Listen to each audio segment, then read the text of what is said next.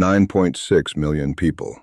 That is 22% of Ukraine's entire pre-invasion population of 44 million. Gone, displaced, living in temporary housing, in foreign countries, in whatever shelter was available when the bombs started falling, and the choice between staying and leaving became the most consequential decision of their lives. 9.6 million displaced Ukrainians, 3.7 million of them internally displaced, people who have left their homes but have not left Ukraine, living in other parts of the country, in cities that were themselves under attack until recently, or that remain within range of Russian missiles today. And 5.9 million who have left Ukraine entirely, registered as refugees in European Union member states, in the United Kingdom, in Canada, in the United States, in countries that have absorbed the largest refugee crisis on European soil since the Second World War. Volodymyr Zelenskyy did not present this number as a statistic. He presented it as evidence, as the human ledger of what has been done to Ukraine, to its families, to its children. 22% of an entire nation forced out of its homes by a war that Vladimir Putin chose to start, that the Russian state has prosecuted with missiles, drones, artillery, and occupation, and that the international community has allowed to continue for over 4 years. Tonight we go inside that number. We examine who the 9.6 million are, not as a demographic abstraction, but as a human reality with political, economic, and strategic dimensions that will shape this war's outcome and its aftermath for decades. We examine what Zelensky said when he presented this number to the international community and the Western governments whose decisions determine how long this displacement continues. We examine the specific mechanisms, the Russian missile strikes on residential areas, the occupation policies, the forced deportations that produced this crisis. And we examine why Zelensky is right when he says the world needs to know exactly who is responsible. Because accountability and resolution are not separate questions. They are the same question. Let us begin with who these 9.6 million people are. The internally displaced 3.7 million are living a specific kind of limbo. They are inside their own country but outside their own homes. Many come from the regions most directly affected by Russian occupation and frontline combat. From Donetsk, from Luhansk, from Kherson, from Zaporizhia. They live in cities like Lviv and Ivano-Frankivsk in western Ukraine that have absorbed enormous population influxes, straining housing, schools, healthcare, and social services beyond any pre-war planning assumptions. They are waiting to go home, to homes that in many cases no longer exist, to towns that are still under occupation, to villages that remain within artillery range of active frontline positions. The 5.9 million who have left Ukraine are distributed across more than 30 countries, with the largest concentrations in Germany, approximately 1 million, Poland, the Czech Republic, the United Kingdom, Italy, and Spain.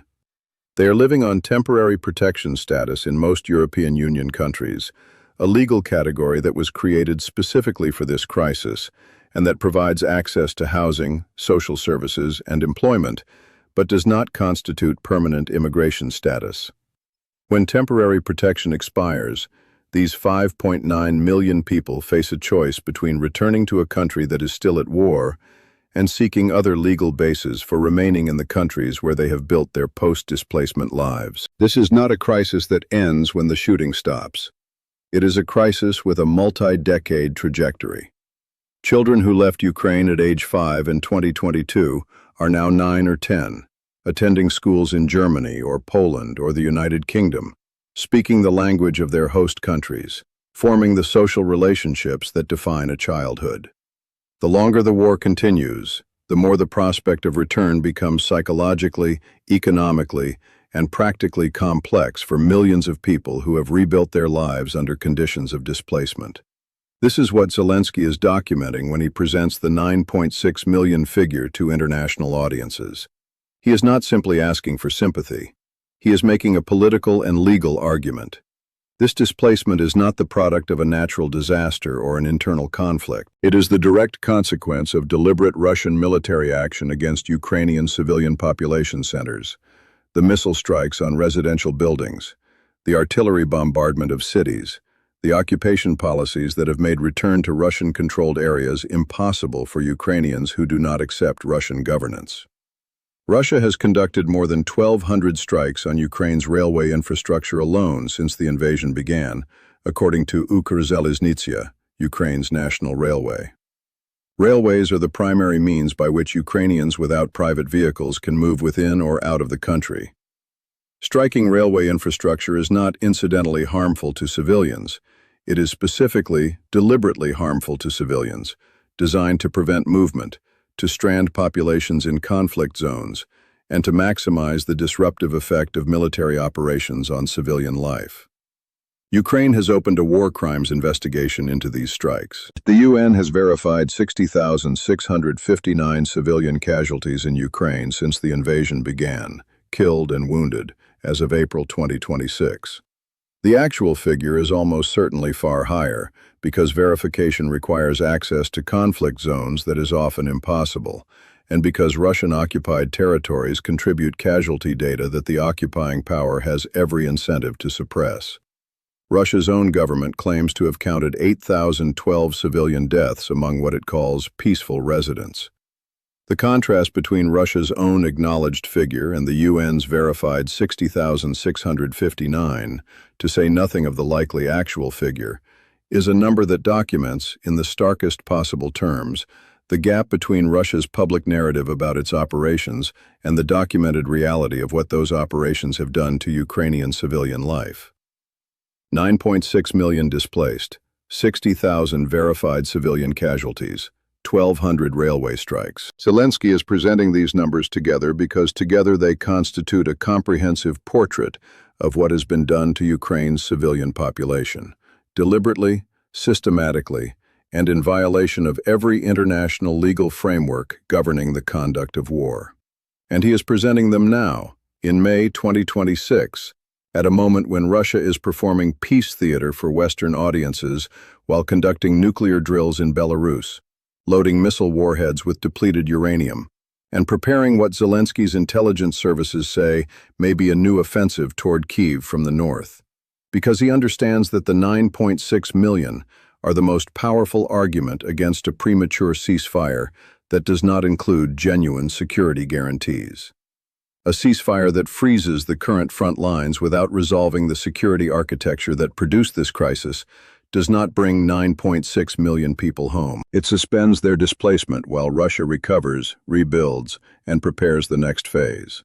The families living in German temporary housing and Polish dormitories and British council flats do not return home to a Ukraine that is no safer after the ceasefire than it was before. They wait for the next crisis, and they know it. This is what Zelensky told the world when he said the international community needs to know exactly who is responsible for 9.6 million displaced Ukrainians. He is not asking for a legal verdict in a future tribunal, though that will come. He is asking for a political judgment right now, from governments that are making decisions about how to respond to Russia's diplomatic signals, about whether ceasefire terms without security guarantees are acceptable, about whether the pressure that is producing Russia's territorial losses and casualty rates should be maintained or relaxed. The judgment Zelensky is asking for is this: 9.6 million people were displaced from their homes by Russia's deliberate military action against Ukrainian civilian infrastructure and population centers. That displacement will not be reversed by a ceasefire that allows the entity responsible for it to retain occupied territory and resume its military capacity. Genuine resolution, the kind that actually allows the 9.6 million to begin coming home, requires a settlement that includes real security guarantees, accountability for war crimes, and the kind of international commitment that makes Russian military aggression against Ukraine a genuinely unsustainable option for the foreseeable future. Zelensky told the world exactly who is responsible for 9.6 million displaced Ukrainians. The world already knew. But knowing and acting on that knowledge are different things, and the 9.6 million are still waiting for the world to close the gap between what it knows and what it does. The 9.6 million are also an economic story, and the economic dimension of this displacement matters for Western governments in ways that are direct and immediate, not abstract. European Union member states have absorbed approximately 4 million Ukrainian refugees since the invasion began. Germany alone has registered approximately 1 million. Poland, the Czech Republic, Italy, Spain, and other EU members have absorbed the rest. The cost of providing temporary protection status, housing, social services, healthcare, access to education for Ukrainian children, runs into the tens of billions of euros annually across the EU as a whole. This cost is a direct consequence of Russia's deliberate military targeting of Ukrainian civilian infrastructure. Every Russian missile that struck a Ukrainian residential building created Ukrainian refugees who arrived in Germany or Poland or France. Every Russian artillery barrage that made a Ukrainian town unlivable generated internally displaced people who strained the capacity of Western Ukrainian cities. Every Russian occupation policy that made return to Russian-controlled areas impossible for Ukrainians who did not accept Russian governance added to the population that cannot go home. The economic cost of Ukrainian displacement in Europe is, in the most direct sense, a Russian-imposed cost on European societies. It is part of the price that European governments are paying for Russia's decision to launch a full-scale invasion. And it is a cost that will continue, and indeed increase, as long as the war continues and security conditions prevent the return of the 5.9 million Ukrainians who have left the country. Genuine resolution, the kind that actually creates conditions for return, is therefore not just a moral and political interest for Western governments. It is a direct economic interest.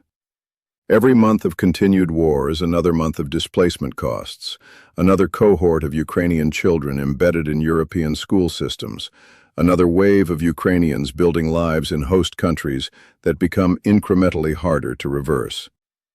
Zelensky told the world who is responsible for 9.6 million displaced Ukrainians. He is also, implicitly, telling Western governments who is responsible for the costs they are bearing, and asking them to consider whether the cost of maintaining pressure on Russia through continued weapons support, through maintained sanctions, through the financial commitments that keep Ukraine's economy functioning, is actually greater than the cost of the displacement crisis that continued war generates. The math, when examined clearly, answers the question. 9.6 million.